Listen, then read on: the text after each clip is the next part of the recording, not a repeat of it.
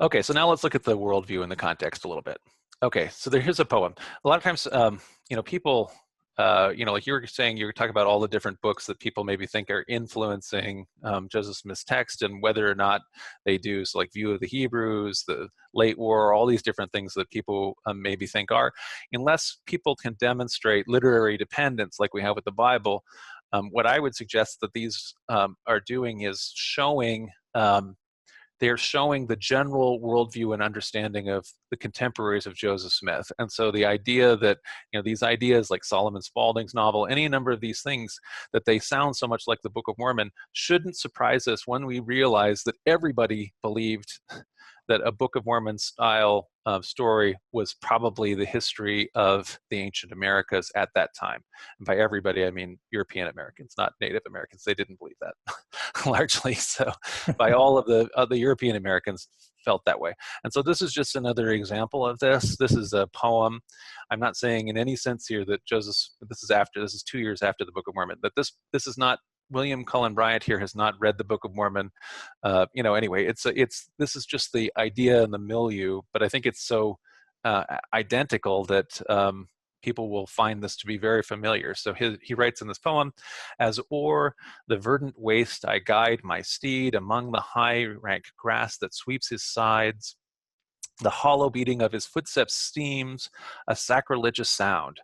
I think of those upon whose rest he tramples. Are they here? The dead of other days, and did the dust of these fair solitudes once stir with life and burn with passions?" So he's in the Midwest here, running, which is now in the new American Republic, has been vacant and open to colonization because of the death of the Indians and pushback of the Indians by European Americans. And so he knows, though, that there was once a people that lived all across this land.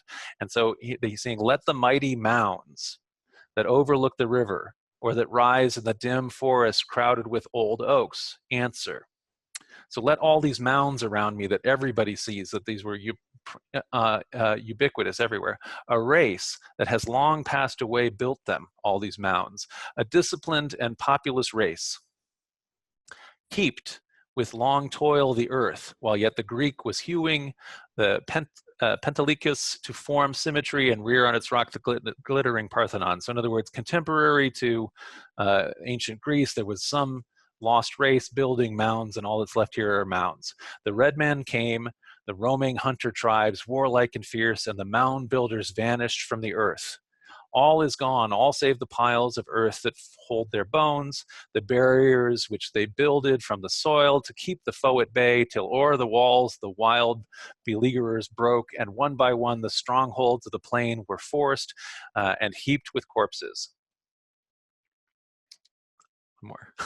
"Haply some solitary fugitive lurking in the marsh and forest, till the sense of desolation and of fear became bitterer than death, yield himself to die.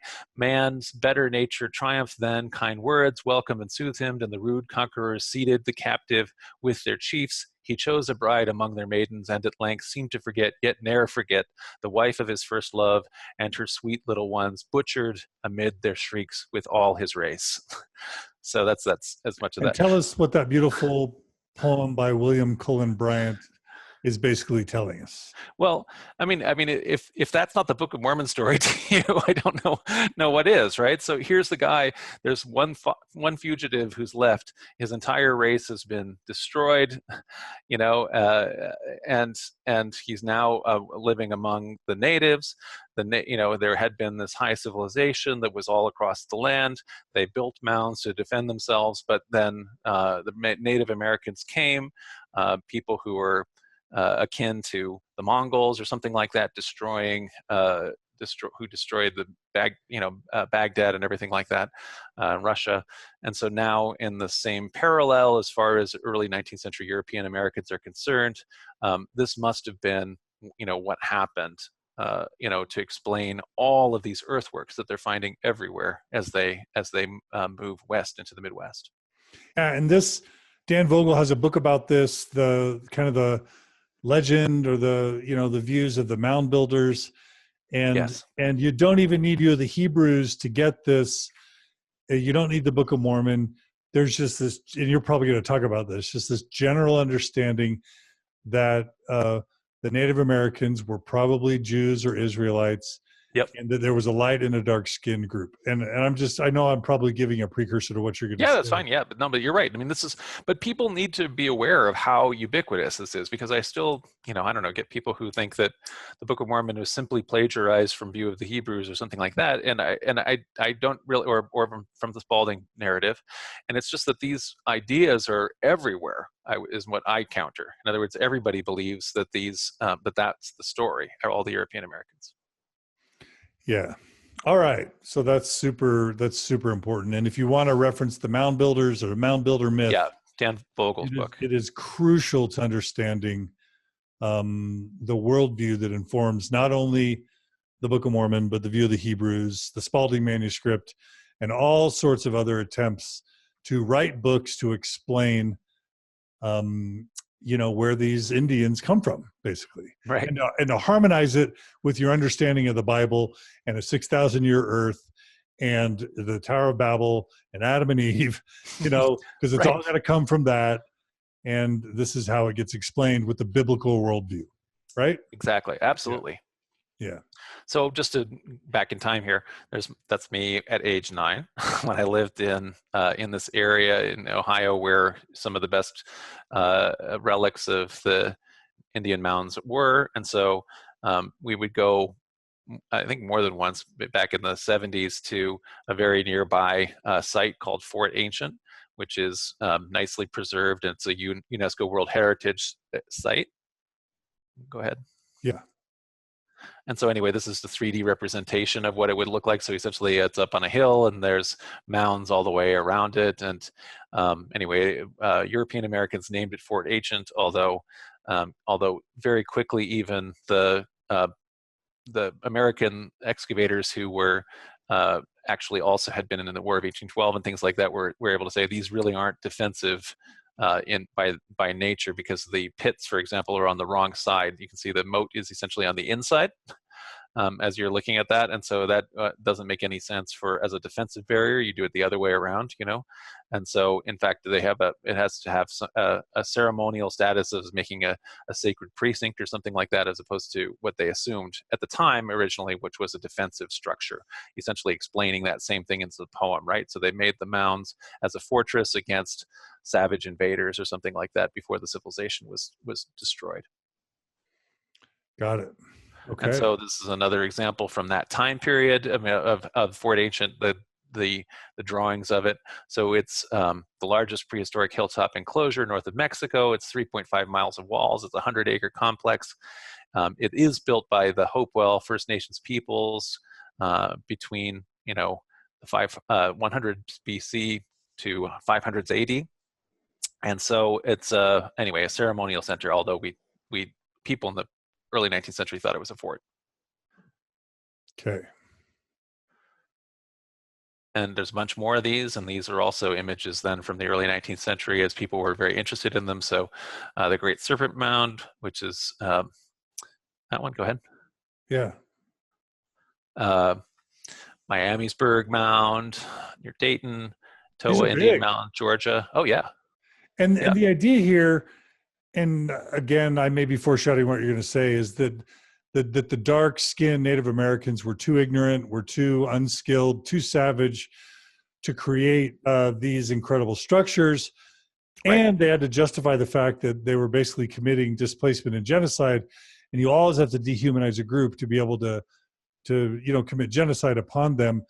And so this view of a white race emerges from this denial of the possibility that this dark race that you're killing and displacing could ever have created something of worth. That's exactly right. Yeah, and in fact, actually, there's a direct justification, which is to say, because you have posited this former race, which you assume is white because they're civilized, they've made all of these in structures, then because they were exterminated by the Native Americans, then exterminating the Native Americans is in a way simply justice. And people directly wrote that. European Americans directly wrote that. So it was actually definitely moral, used as moral justification for outright extermination of Native Americans. Right. Very good. And anyway, this is just to kind of show that they're ubiquitous, right?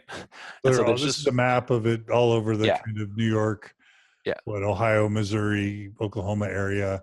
right. Just for those who aren't seeing the visuals, just hundreds and hundreds of these. Yeah, and so this is just mounds. major sites, but they're everywhere, right? And so there was just a huge amount of earthworks that were constantly being found. They're mostly all wiped out. So the farmers immediately, when in the settlers, when they would come in, they would just, immediately start plowing them and tearing them down and everything like that. So only some of the biggest and best ones are still preserved, but you'll still, there's towns all over the place that are called, like, I'm in a suburb next to where I grew up in Minnesota is called Mound, Minnesota. Mound City, all these kind of things. So there's different, they're remembered, in some of the names of European settlements, but a lot of cases they're gone. Right. And so you're in the early 1800s, you've got Native Americans all around you, and you've got all these mounds around you. You've got these teachings of the Bible, and you're trying to harmonize all of them. Right. And everybody's doing it. Yeah. Absolutely. Okay. So where we are, like you're saying, so on the one hand, the European settlers are finding all of these earthworks.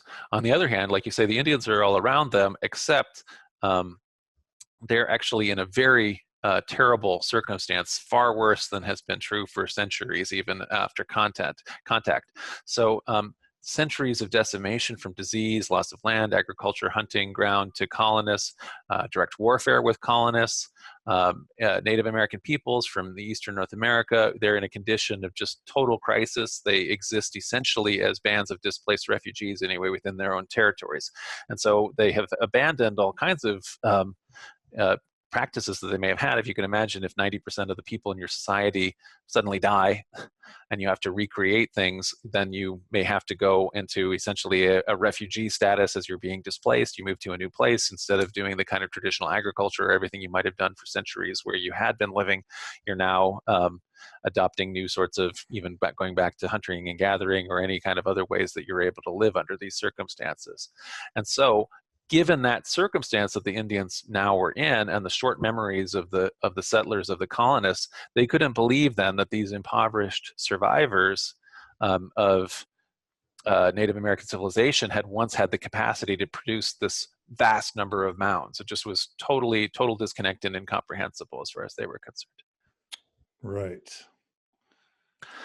So like you already have said, the European Americans imagined that there must have been some previous race that built the mounds, who'd afterwards had been exterminated by savages in the same way that as we mentioned, that Mongols had overrun the Middle East and Eastern Europe, Asia. Yeah, and this really, the light came on for me reading Dan Vogel's book and talking to Dan Vogel and thinking about it and learning about one of those first books he wrote, which was about the mound builders. Yep. I'm repeating myself, but this idea of a light-skinned and a dark-skinned race did not originate with Joseph Smith. It did not originate with the Book of Mormon, and it preceded View of the Hebrews. This idea that whatever savages were remaining must have annihilated a white-skinned race that were their contemporaries at one point or another. That was what most people thought. The predominant view. Predominant view. 1800s. What's that? Yeah. It's the predominant view, like you say. It's not anything like just a couple guys speculating, or Joseph Smith saying something unique. That's the only thing that survived in any great size is the Book of Mormon from this time period. But the Book of Mormon is therefore a relic of a predominant worldview from its time. Yeah, it's so important to understand. I just throw this slide in because I like this movie. So anyway, what's the movie? It looks like Yul Brynner. It's Yul Brynner. Yeah, Yul Brynner he plays everything. He plays an Egyptian. He plays an Native American. Exactly. He's the king of Siam. He was the dark go-to guy, right? He was in My Fair Lady, or what? Wait, what was that? Look. What was the King of Siam? Yeah, Thai. He's Thai. Thailand, But what was that musical? The King and I. The King and I, right? Yeah. Yeah. Yeah, and so really, like as far as people in the '60s were concerned, Yul Brynner was ethnic. So anyway, Yeah. Who's the brown guy in Hollywood? It's Yul Brynner. Yeah. so anyway, so this movie is a 1963 movie called Kings of the Sun. And this guy from West Side Story, and, like opposite Ramses, opposite the King of Siam, Yul Brynner. He plays a prince of these civilized white people who arrive in the United States area, essentially like Louisiana or something, by boat. They begin building a city. You can see that picture, their pyramid down there, and they're immediately running into trouble with the more savage, redder natives that are led by a guy who's actually called Chief Black Eagle. So we can, it's fairly the same story, and it's still living on as of the '60s. But anyway, it's pretty much, that's like a last time anybody outside of Mormonism, I think, was still thinking of this kind of a story. So. I love it. I love any Hollywood reference you can make. Yeah. Okay, so we've got the mound builders. Now we're Yeah. going to deconstruct the European lens. Yeah, so I want to go back now, even rewind just a little further to get to how you've already talked about this a little bit when you're talking about like a biblical worldview and everything like that. So Right. Why did Europeans jump to this really wrong, awful conclusion? And so let's look at that. Okay. And so if you go back to the early modern era, Europeans had inherited from the Middle Ages two very different narratives about people beyond the known world. So this is a medieval map from the 12th century or 13th century maybe, and you can see on the edge of the world here, there are all of these crazy, strange creatures and people, right? The different kinds of primitive savages that are far away from European civilization, far away from Roman civilization, right? And so that's like a sense that people had. Okay. And so one of the places on the map, so for example, here we have a picture of one of these tribes, and so these are tribes who are, you can see them eating people, right? So there's the idea, one of the ideas then of people who are from the barbarous lands beyond, that they're soulless, they're lawless, they're savages, they're engaging in continual warfare, and they do things that are inhuman as far as Western Europeans are concerned. And so one of the ideas is they're cannibals, and the question is always actually whether, in a lot of cases when Europeans go around and they decide that, for example, the Caribs are cannibals, whether the Caribs actually are cannibals or whether Europeans are imposing that view because that's what they assume they're going to find. And so these are always complicated as you kind of read back into our European sources on these things. That's certainly one of the ways that they looked at it. The other way, here's the other way, is noble savage people, right? So the Adam and Eve story, the idea that they're naked, they're off on a desert island, they're living in total innocence, and they haven't been corrupted yet, like the Garden of Eden story. The natives then lack knowledge of warfare, and they're ignorant also of vices, and so therefore they're living in total harmony with nature. And that one survives on to this day in European American views of Native Americans, which is to say that their ideas that they're more in harmony with nature and that kind of a thing. Again, this is one of an inherited ideas. It's the one that's not as bad, but in any event, it's also still an imposed from the outside view, imposed on people that the Europeans found. Okay. And so when I was growing up, when you're growing up, hopefully the books are better now, probably aren't. But the idea of it is always taught as an age of discovery, that essentially the only people that are in the known world are Europeans, and they're discovering people, they're discovering new lands that even though there are people in those lands, and the maps are also always drawn so that none of the existing nations and everything like that count as owning anything or being populating any territory. Instead, the territories are, the map is all empty until Europeans get there and start staking out claims, putting up fences and deciding that they own stuff, or at least claiming to. Right. And so you can see the maps kind of going like that, and so that history is entirely from a European perspective. Okay. And sometimes there's a corrective, like for example, they say, oh, well, it wasn't Columbus. But it's still what that kind of corrective of saying that the Vikings were the first people to get here is completely it's irrelevant. Anyway, because really what it is doing is ignoring native civilization, native development, their global contributions, and ultimately even the existence of natives. Right. And every civilization is going to do that. Sure. Yeah. Yeah.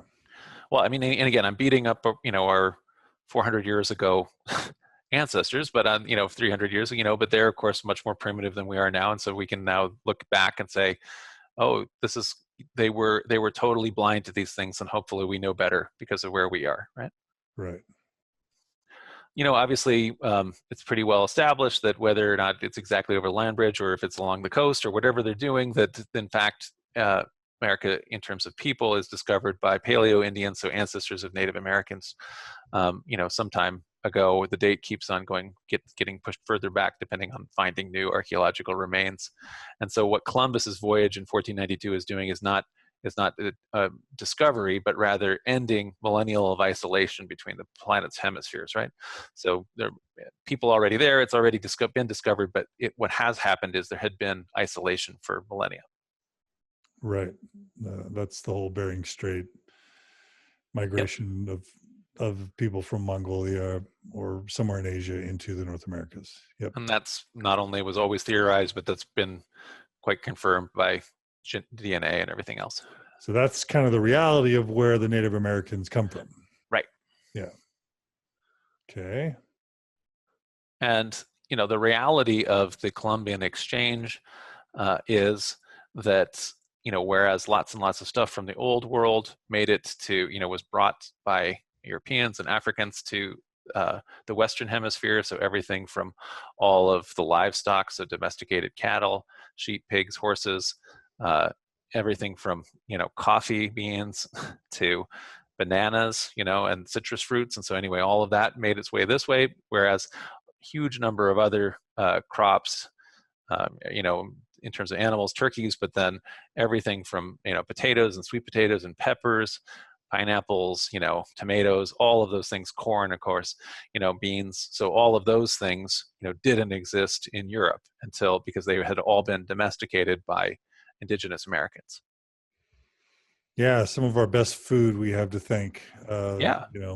Native Americans for. Yeah. European food was pretty bleak before they Well, it was. I mean, colonized especially America, right? so all the peasants, every single time you see like a European, movie that Europeans make about the Middle Ages, peasants are always sitting around eating potatoes, because as far as everybody in England is concerned, because of the Irish eating potatoes, that medieval peasants must have been sitting around eating potatoes. You go to medieval times and they give you, like big chunks of meat, and then they give you a big potato or something like that. Nobody in Europe in the Middle Ages had a potato. They didn't have access to potatoes. Those weren't around, so poor medieval peasants had to eat turnips, so Roman peasants, that's what Europeans had. They didn't have potatoes. Right. Okay. So it's hard to imagine, obviously, Colombia without having coffee, but obviously, in the Western Hemisphere, there was no coffee. That came from the Eastern Hemisphere. We can just go through a bunch of these. Okay. Or again, Central America, banana republics or whatever, bananas without any bananas. So those also came from the old world, from Africa. Right. Okay. Obviously, Plains Indians without horses, but of course the horses were not from here. They're from the West, the Eastern Hemisphere. Right. Chocolate without Swiss without chocolate. Obviously the Swiss didn't have chocolate. From Mexico, right? Yep. Yeah. Spaghetti. Yeah, I mean, so yeah, the tomatoes specifically in Italy, but yeah, the El Pasta, they also, I think, got the idea of that from the Far East, right? So anyway, the Italians wouldn't have had tomatoes prior to 1492. Exactly. They wouldn't have had spaghetti. Right. Yeah. And again, potatoes. We just mentioned that one already. So how can Britain, they wouldn't have fish and chips because they don't have the fish. They didn't have the chips, The Irish didn't have potatoes. And so this is another example. So just like, and again, they have these medieval style movies, technically the Lord of the Rings here is not medieval Europe, it's Middle Earth or whatever. But, Gandalf is sitting here smoking tobacco, Frodo is eating potatoes. These are all Western Hemisphere stuff. So I mean, if you're playing, a lot of times when it is historical, it's just so easy to do anachronisms, right? So. And the point there is there can be commodities or materials that we associate almost stereotypically with a certain region that actually come from a totally opposite region, and we just forgot our history. Right, and that's why it's so easy to introduce anachronisms when you're writing historical fiction or history books or anything, plays like Shakespeare.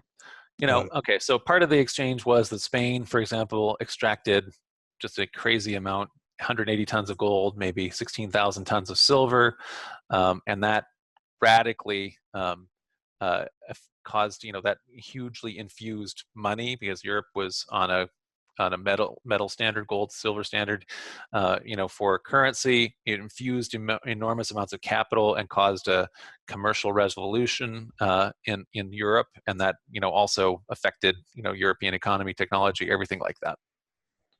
Right.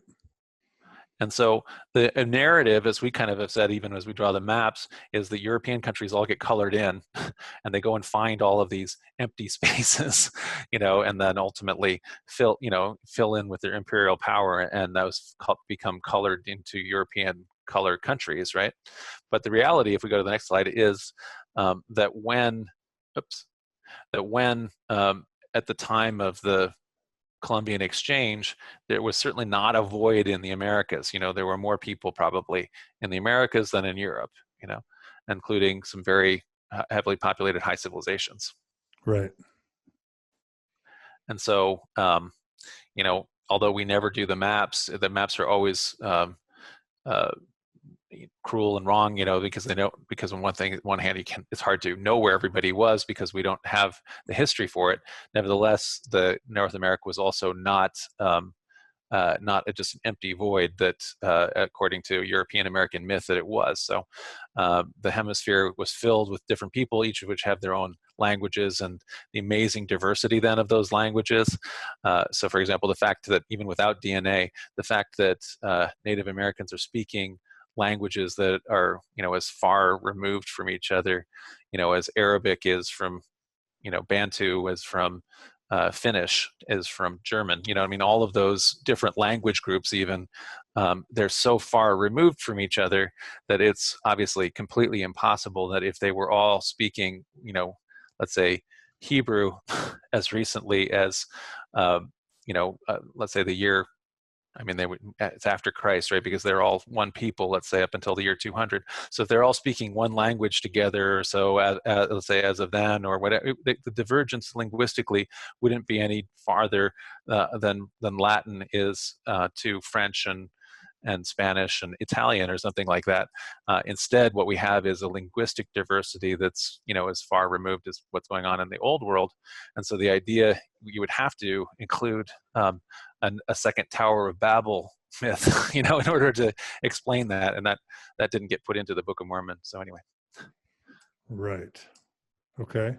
Okay. So anyway, the point of it is that there are just sophisticated city-states that existed on that side, and it's they are native. They are not a different race. So. Right. Yeah. Yep. So they were also diverse. So in certain places, there's state societies with elaborate institutions, sacred kingship. There's farming societies that had festivals related to the agricultural year. There's hunter-gatherers, and they may have an animistic spirituality. So in other words, there's a whole big range in the West too. A lot of times, I'm just putting these in because I think in talking about the Book of Mormon, a lot of times what we end up doing is denying so much the reality of the indigenous native culture that I want to hold that up and uphold it and say what was actually going on here and how much diversity there was, how much sophistication there was, and how much, for example, everything that indigenous Americans did in terms of especially domestication of all these different foods and every other thing like that have had this amazing impact on the whole global inheritance that all humans have had. And instead of the way we tend to view it, which is like that Indians are all one people, as if Indians are like it's like saying that like French people, it's there's some diversity in France as well, but this is a much vaster diversity, and it's the outsiders, the presence of Europeans that make an identity of all one identity for Indians. Yep, huge amount of diversity there. So just I've listed some of those things, but one of those things is things like the written language of the Mayan script, all these other things. And if you reference my interview with anthropologist archaeologist Michael Coe, yes, a Yale archaeologist, you wonder why someone who's never been Mormon would take an interest in the Book of Mormon, and part of that has to do with his involvement in digs in Mesoamerica in the 60s and 70s, and all the Mormon apologists that were down there trying to find Zarahemla while he was there. So obviously that's some of his interest, but some of it I think is just this outrage that we have reduced these beautiful cultures, sophisticated, advanced cultures, to as Mormons, we've reduced them to these dark, loathsome savages that were cursed of God.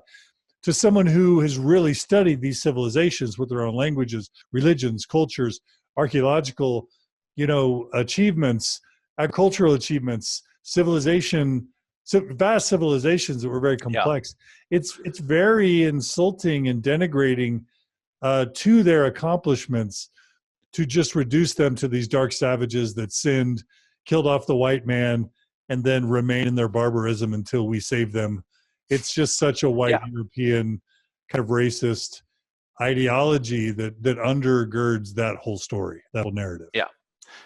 And again, it's the predominant worldview from the early 19th century. The European Americans and Europeans generally, all through the 19th century, most of the 20th century, have a very racist worldview that actually, even later, once, for example, Darwinism gets going, and then people try to make a kind of a pseudoscience of social Darwinism and a pseudoscience of race and that kind of thing, that it even as bad as it already was by 1830, it actually gets worse.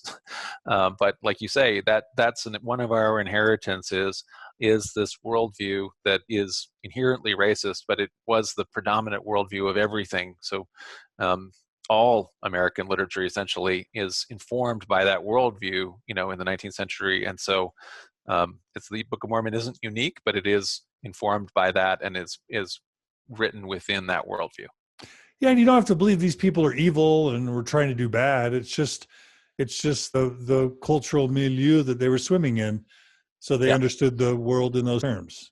We're not condemning them as being wholly evil. This is presentism, right? When we know stuff, and we have our values, our understanding that is in fact informed by, let's say, the errors of the past, hopefully, and then we judge the people in the past by what we now know, which is in that sense, very, very unfair. So anyway, but we also then shouldn't just justify it and be apologists for them and say, oh, well, they were right for their time. Well, they weren't. They're still wrong. But anyway, they had no capacity to be right.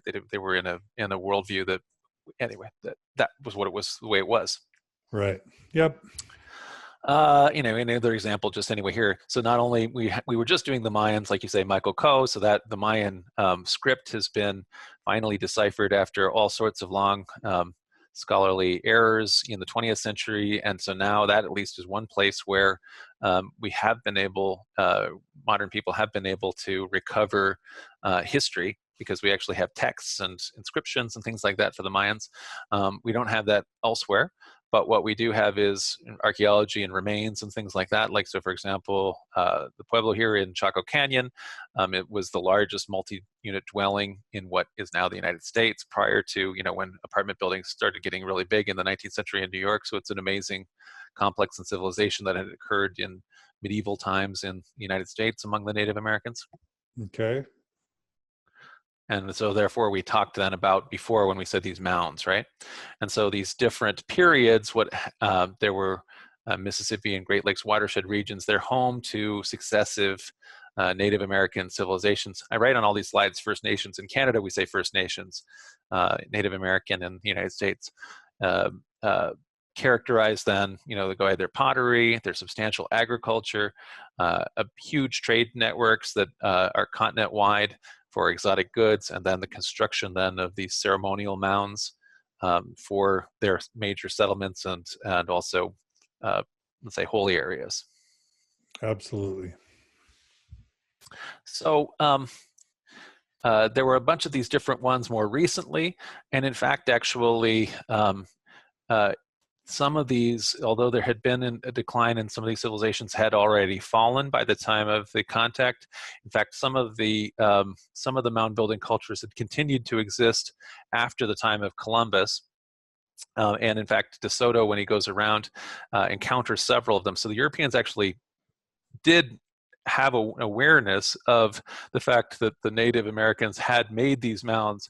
It's just that by the time of the 19th century in the United States, most of those that awareness was gone because of the condition that that Native Americans were in by that time. So, right. So anyway, this is another mention of it. In that time period, though, prior to the Cahokia, which you could go to if you go visit St. Louis, is in that area, center of the Mississippian civilization. It might have had as many as 40,000 inhabitants, in the 1200s, and therefore was larger than any city in the U.S. and Canada until Philadelphia got bigger than that in the 1780s. So these were impressive civilizations. Not to mention the stuff going on in Central and South America, and Guatemala, Right. and Yeah, and sometimes Peru people and think of others. all those as being the only place where there's high civilizations, and then let's say our Native Americans weren't doing anything. Well, they were doing lots of stuff too. Right. Okay, but the huge thing that happened in the Columbian Exchange is disease, right? And even though historically people have thought that syphilis maybe is the only thing that the natives brought, in exchange for bubonic plague, chickenpox, cholera, the common cold, diphtheria, influenza, leprosy, malaria, measles, scarlet fever, smallpox, typhoid, typhus, whooping cough, yellow fever, all of those things that were brought across, for which Native Americans had no resistance, were of course devastating. Even syphilis, it turns out, though, may have actually started in the Old World. So it may well be that the whole thing.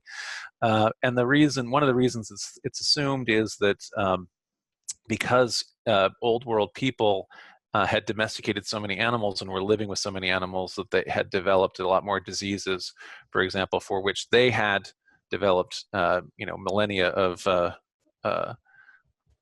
resistance, and antibodies for it and everything like that, all of which were lacking in the people in the Western Hemisphere who just had never experienced any of these diseases. So, Right. So that's the, and so this is kind of this is a graph here in terms of decline in the population from prior to contact, in the 25 million or more, even, down to, under a couple million. It's I don't know, it's so much more than the Black Death that devastated Europe, right? So Europe lost whatever it was, a third of its people or a quarter or whatever it is, which is enormous. But if you're losing between 85% and in some places 100% of the people, this is just staggering and catastrophic to the Westerners. And so anyway, that's the primary way people died, but I also put that last bullet point here that European conquerors, colonizers exacerbated the catastrophe. So even though disease, is the major culprit, Europeans were so totally wanting to egg that along in order to empty the land out if they could, and they certainly helped by just outright killing people, enslaving people, and having them die through deaths, even attempting to spread disease at certain points. So there's all sorts of, like Europeans deliberately helping this genocide along. So, Yeah, massive death. yeah. And we can even see it in the U.S. Circumstance. So, like when we think of the Pocahontas story, the John Smith story, like this is a map, 1612 map of Virginia, and you see all of those little settlements with these Indian names all over it. There's just the one big, you can say maybe if you can see it, and over there Jamestown, which is the European settlement, and it's just surrounded by, the entire thing is just dotted with native settlements. So it's not like the land was empty. And so you even know from, let's say, that story that, Pocahontas, it's not just because she's a Disney princess that you think of her as a princess. But anyway, the colonists initially, because of English people being, let's say, less technologically and economically and every other way in a superior circumstance to natives, they recognized essentially local rulers as kings and princes and things like that. And that was true for all the early colonial period. It is only later, when all of these villages and everything are all wiped out and everything's gone, that the remaining leaders of native nations are retroactively then thought of as just chiefs of tribes as opposed to kings of nations like it was initially thought. So, the area that became New England, so this is the immediate area of Joseph Smith's ancestors, where they colonized, it had been, inhabited by strong native nations, but then after Europeans taking the fish, the land, disease, the natives were decimated. So even when the Pilgrims arrive, they actually just built Plymouth on the site of a native village called Patuxet that had existed, but all the people who had lived there were dead. So the Pilgrims, were able to immediately inhabit like essentially a perfect site for a village because all of the natives had already died. And so the other thing that happened was they're able to be aided because there's a guy named, Tisquantum, who we remember as Squanto, who's the last person from that village, Patuxet. He'd actually spent time in Europe. He had, the Fisher people, this is the first English settlement, but it was centuries after contact. So he'd actually been brought back by earlier expeditions and had been, I think, lived as a slave for a while in Europe, and also had gotten back. And so he actually knew English. And so the Pilgrims were super lucky, because they got a ready-made village. They had a translator who already knew English. And so then when they met, though, the locals, they again called them things like King Philip and stuff, because again, they recognized that these nations were strong nations, and that their identity of them was that these were foreign nations with kings and things like that at the time. So there was that earlier past that has already then started to get forgotten by the end of the colonial period. So as the populations are devastated, we have these false narratives that get created. So one, there's a myth of the vanishing Indian, and so that native peoples are simply disappearing on their own, like, and so people put all these statues up. We want to think of natives, it's a way we can memorialize the fact that there once were Indians, but now, of course, all the Indians are going to be extinct, just like buffaloes. And so that's a very self-serving myth on the part of the European Americans. And the second one is that there's a myth of a vacant New World. So the idea that Europeans had simply discovered an empty continent that had been left for them. Right. Both of which do a disservice to history. Yep. Okay. So that's the Indian context. I just want to also bring up here, then by the time we get to the early 1800s, there's also, for European Americans, there is a brand new interest in antiquity. And so what had happened after the American Revolution, then there was the French Revolution. The French Revolution, Napoleon ends up ultimately leading, at this point still, he's just one of the major generals in the French Republic, and he has an expedition to Egypt. And when he goes to Egypt and all of his men start digging up ancient things out of Egypt, they're essentially doing the beginnings of archaeology, but really the archaeology is pretty much just organized looting and grave robbing. So they loot ancient tombs and things like that in Egypt, and they get things like the Rosetta Stone. The British end up stealing it from the French. But anyway, the Rosetta Stone then allows, for example, Champollion to decipher hieroglyphics, and that obviously gets access to recovering ancient Egyptian history. But in the meantime, by bringing back all of the artifacts and things like that, that made Europeans start to get really excited about ancient history. And this is just 20 or 30 years before Joseph gets really busy with what he's doing. Absolutely. Yeah. Right. And so so one of the things that this became like really exciting around Europe. So British lords actually started building artificial ruins on their estates. So if you didn't have like a ruined castle, you maybe made your own kind of fake ruined castle, because ruins were so exciting for people in all these kind of antiquities. And so they were doing that in Europe, and American gentlemen, wanted antiquities of their own. And so they began excavating all of these mounds that we talked about, these earthworks. And so one of the very most famous of these is Thomas Jefferson himself, the third president of the US, who goes and conducts an excavation of, like one of these medieval or ancient Native American mounds. And so this then becomes really a big deal. So William Henry Harrison, who was a U.S. general who fought First Nations peoples in the American Midwest, or Indian warrior, And so Harrison defeats Tecumseh at the Battle of Tippecanoe, which is why he's called Old Tippecanoe. He's later president.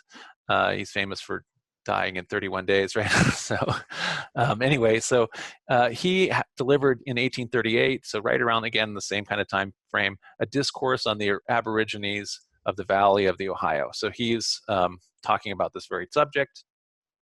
And what does he say? So he says that if a man visited the Ohio River Valley prior to white settlement, quote, his eye might have rested on some stupendous mound or a lengthened line of ramparts, which proved that the country had once been possessed by a numerous and laborious people, but he would have seen also indubitable evidences that centuries had passed away since these remains had been occupied by those for whose use they had been reared. He would not fail to arrive at the conclusion that their departure must have been a matter of necessity, for no people at any stage of civilization would have willingly abandoned such a country. Who built all the mounds? Harrison asserts that for answers, quote, we must search amidst the remains which are still before us. We learned first from the extensive country covered by their remains that they were a numerous people. Secondly, that they were congregated in considerable cities. Thirdly, that they were essentially an agricultural people, because collected as they were in great numbers, they could have depended on the chase but for a small portion of their subsistence. So he's saying, there's one more thing. Yeah, one more. Okay. Yeah, so anyway, there's one more. I'll continue and then I'll tell you. So he asserted then that this race of the mound builders, these people who had done it, were, quote, compelled to fly by a more numerous or a more gallant people. No doubt the contest was long and bloody, and the country, so long their residence, was not abandoned to their rivals until their number were too much reduced to continue the contest. Taking into consideration all the circumstances, I have come to the conclusion that these people were assailed both from their northern and their southern frontier, and made to recede from both directions, and that their last effort at resistance was made here on the banks of the Ohio. And what does that quote mean to you? So it's the same story as the Book of Mormon, right? So there's a numerous people who raised all of these cities. They were all over the place. They were agriculturalists.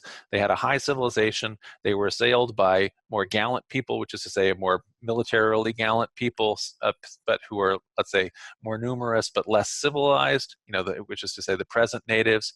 And here's, again, is one of the presidents of the United States. This is just, I'm trying to show here again, like you've already made the case, we said is in Dan Vogel's book on this topic, that this is the predominant view. Everybody believes this. This is not just Joseph Smith and the view of the Hebrews are just a couple things.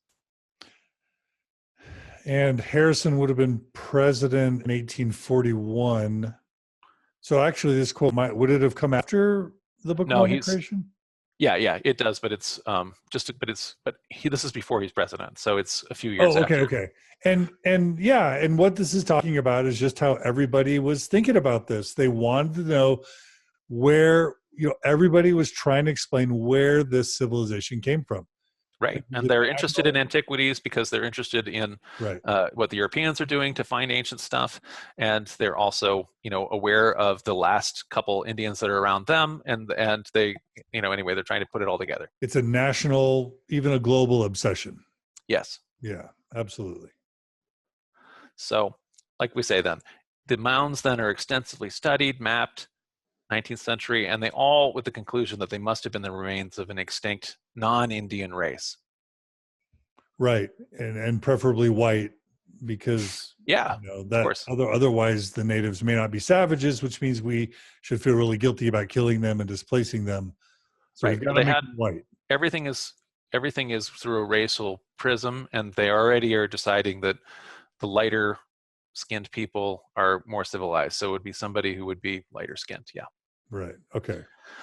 So, like we say here then, the mound builder myth then also seems to absolve the settlers of the responsibility of their own ongoing role of displacing and killing Native American people and their culture. If the current natives had previously exterminated, a lost white race, the modern genocide is imagined to be justified or even divinely ordained. This is what goes around comes around.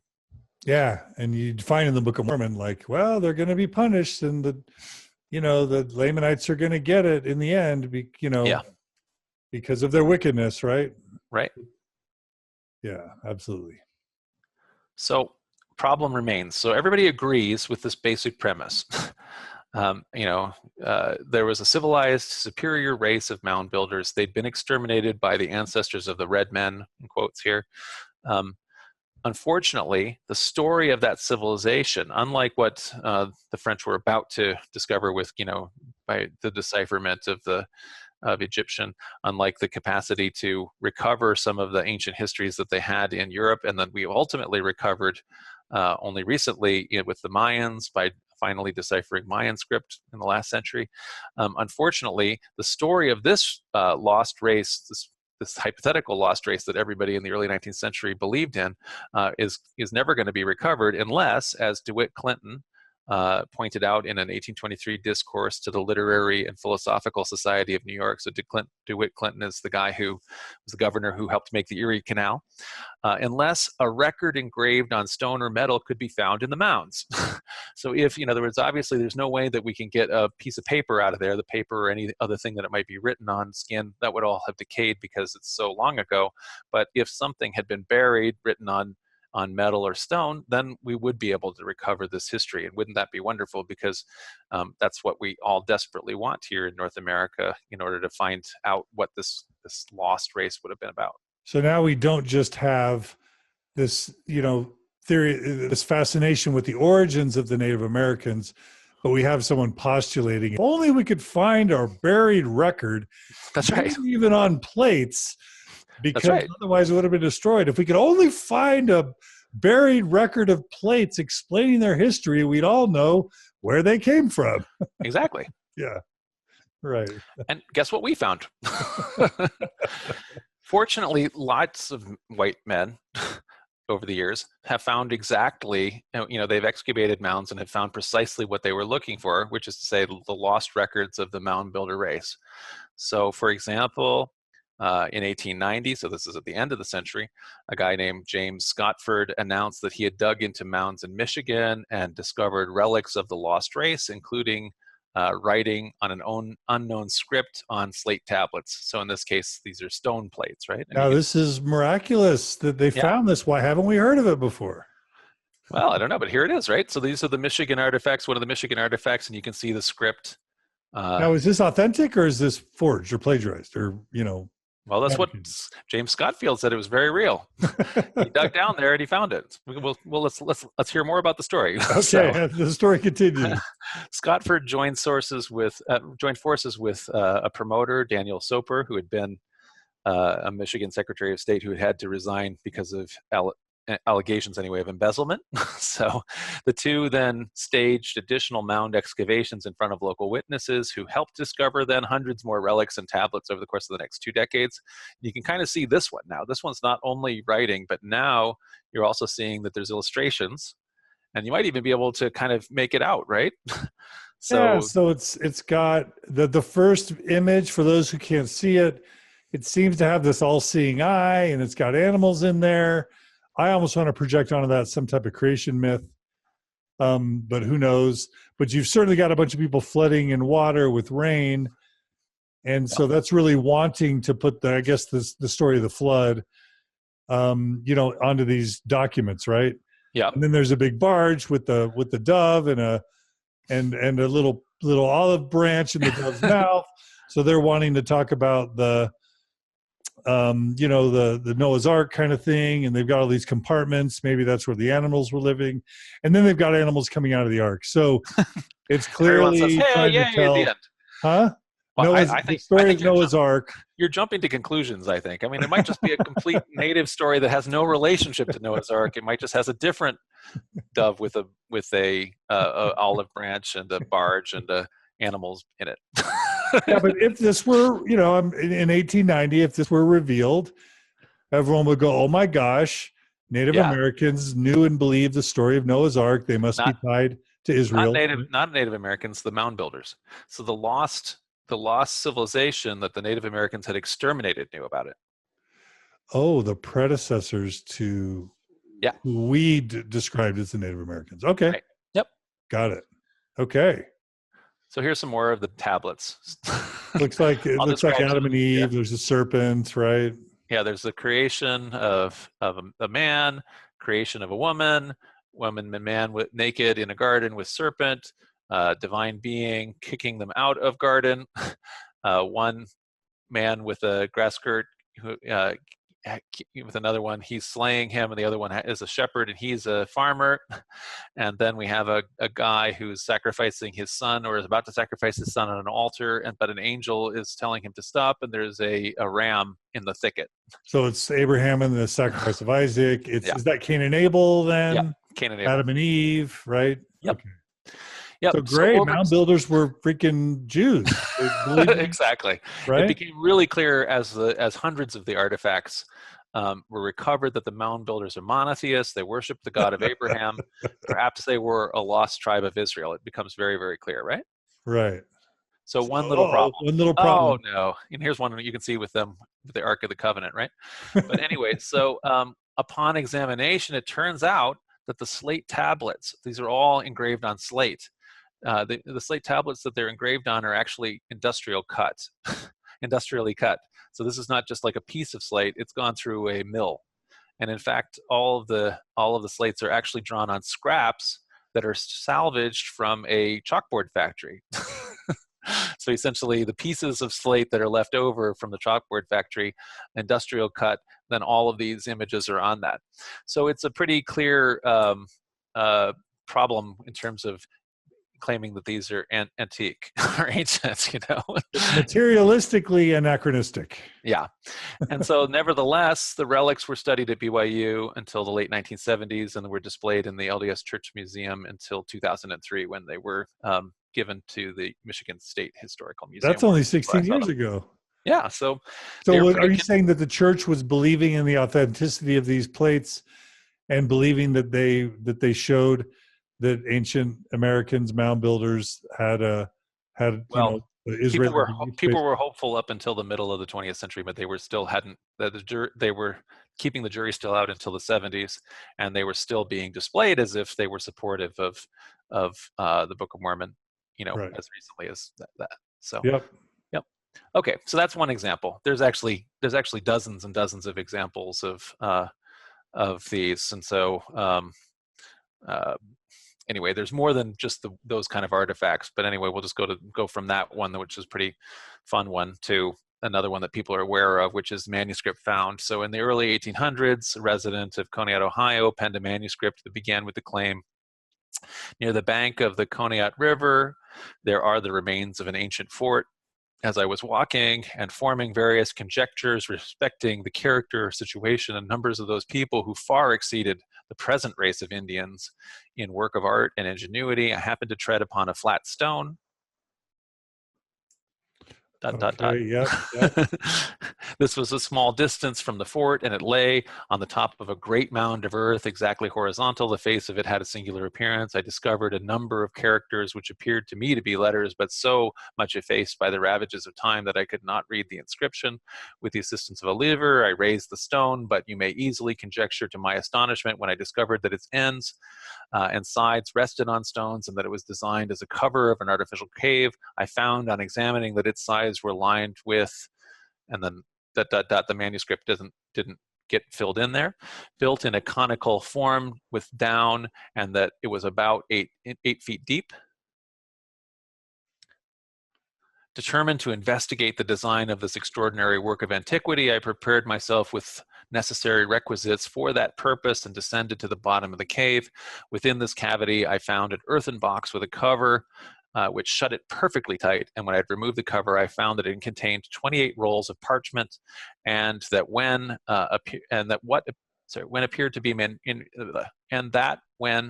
I might be a typo there, that what appeared to be manuscripts written in an elegant hand with Roman letters in the Latin language. They were written on a variety of subjects, but the roll which principally attracted my attention contained a history of the author's life and that part of America which existed along the Great Lakes and the waters of the Mississippi.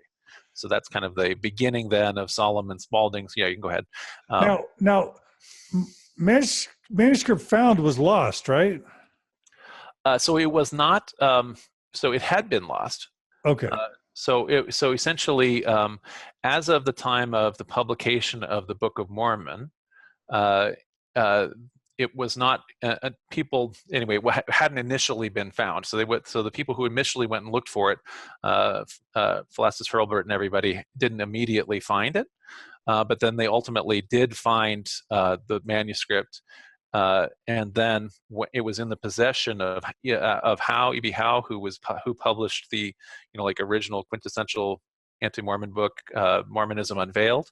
But when it turned out that the manuscript did not fit the descriptions of the Conneaut testimonies and witnesses, that they had all been mistaken about it in their recollections, then it didn't end up getting published. It ultimately made its way. It got inherited by somebody, made its way to Hawaii. It ultimately ended up at Oberlin, and so anyway, it is found. We have it.